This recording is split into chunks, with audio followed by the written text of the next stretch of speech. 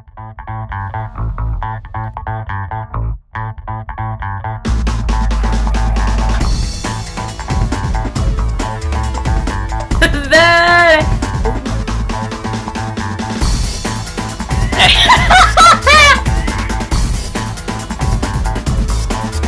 we get back to the blah blah blah. Hi Sid, it's Thatcher calling. You missed a great lunchy lunch today.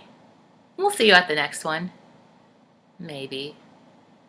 I said that after the last one though.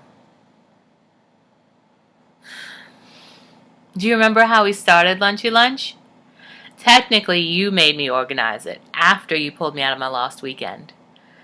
The time I spent 48 hours in hibernation hoping to suppress my pain.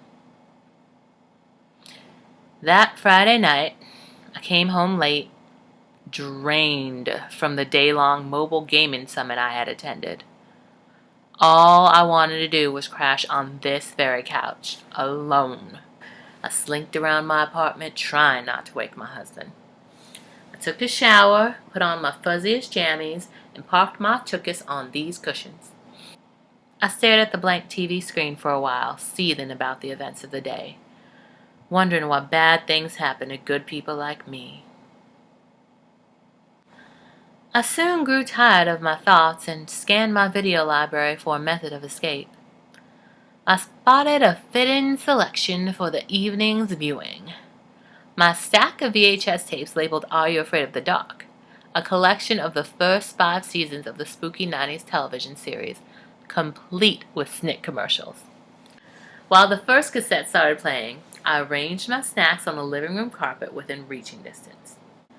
Then I burrowed into the heirloom blanket your mother had given Sawyer and me as a wedding present, and I let the preteen magic begin. The next morning, I woke up to the sounds of English spoken with a French-Canadian accent while knockoff 60s music played in the background. I blinked my eyes and I saw Sawyer walk into the room yawning. When it dawned on him that I had spent the night on the couch, Sawyer asked me what was going on. I assured him he had done nothing wrong, but I gave no further explanation. Once Sawyer had deduced that I had no plans to move for the next 2 days, he hit your speed dial button on my phone and insisted you come over and figure out why his wife was depressed.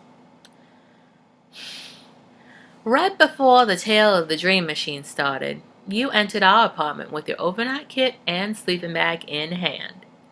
You quickly changed into your Teenage Mutant Ninja Turtle pajamas, complete with Michelangelo slippers, which Sawyer later swiped off your feet and appropriated as eminent domain the moment you fell asleep.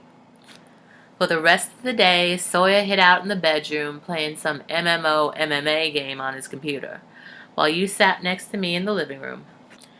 I could tell you were concerned, but you simply ate my Rice Krispie treats without saying a word. I did the same, determined not to crack before you did. That Saturday night, sometime between Tatiana Ali playing her own evil twin and Nev Campbell getting her scream on, I had a flash of insight about the root of my melancholy. So, I broke our silence and told you what had happened at the event the night before. I called this story The Tale of the Lonely Little Lady. The Mobile Gaming Summit was supposed to be a collaborative event for tech industry professionals to attend panels, mix and mingle, and make new connections. But from sunup to sundown, it felt like people were mainly talking to the friends they already knew. Plus, I was one of the only women and one of the only black people in a sea of white men. Men who brazenly asked what I was doing there, even though I was the CEO of a successful mobile gaming company. It was a long day of trying and failing to connect with my supposed colleagues. But I was determined to stick it out and learn something. At the closing reception, I'd finally found someone nice to talk with. Josh, an avid social gamer who worked in sales. We've been having a terrific tete-a-tete about the heyday of Nickelodeon. Josh and I were riffing on whether starring in the Clueless TV show, co-starring in 24, or appearing as the cousin/love interest of the best friend of the villain in Mean Girls was the better legacy of a member of the Midnight Society, when this guy rolled up on us, inserted himself in front of me, and started talking to Josh like I wasn't even there. Hello, rude much? We were having a conversation. But I didn't say anything, and Josh looked embarrassed and mouthed, "Sorry," to me, which, fine, whatever. Then the same guy invited Josh to some pub that everyone's heading to after the reception. And Josh said, okay. And the guy turned back around and noticed me standing right behind him and said, "Hey, Thatcher, I didn't see you there." Then he walked off. I knew this dude. It was Liam something or other. We went to college together.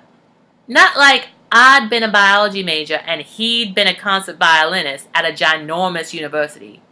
We'd attended a tiny film school where we'd had multiple classes together every single year. I could not believe this fool had not acknowledged my presence until after he stepped over me.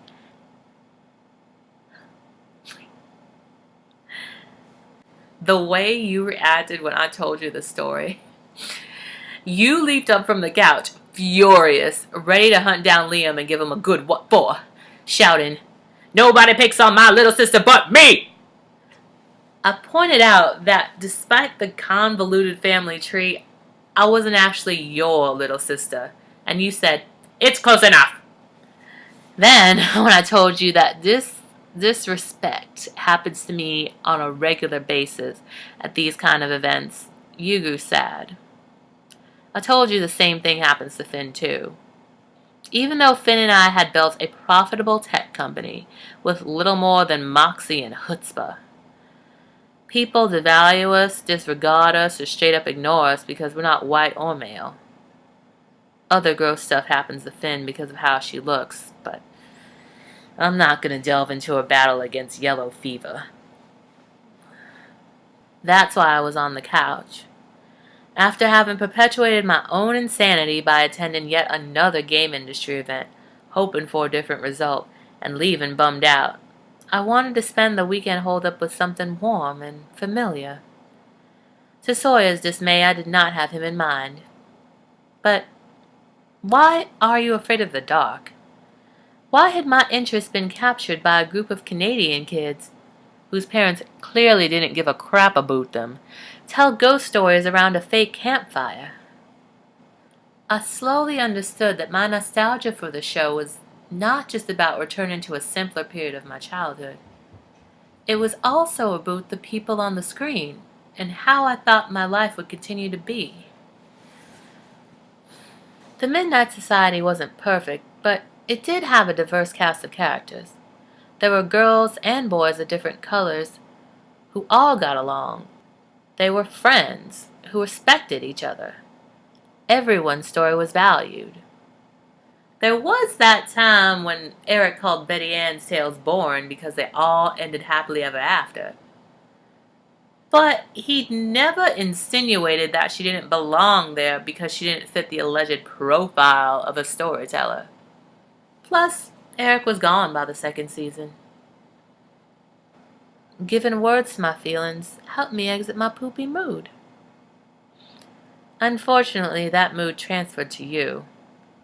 While you fumed, I quietly switched the tape so we could fall asleep watching season 4. When we woke up Sunday morning, you announced that a brilliant idea had come to you in a dream. Finn and I should create our own gamer networking group for lady execs who had probably experienced similar ostracization. I immediately called Finn over for a strategy sesh. She drove over in her Powerpuff Girl PJs, and we mapped out our grand plan. By Sunday night, we had sent out the invites for our first monthly lunchy lunch. The one next month has a twist. It's going to be a dancey dance party. One of the angel investors I met at the first lunch used to be a choreographer for Janet Jackson, So she's going to teach us the steps from the Rhythm Nation video. And if we have time,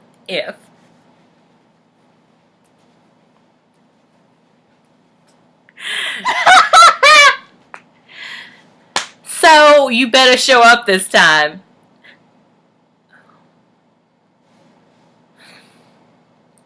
I want to help, but I don't know how. There has to be something we can do besides sitting and waiting. You wouldn't take this lying down. Sorry. You'd apply those journalism techniques that you paid good student loan money for and demand answers. Investigation! That's what I'm gonna do. Thanks, Sid. Check you later.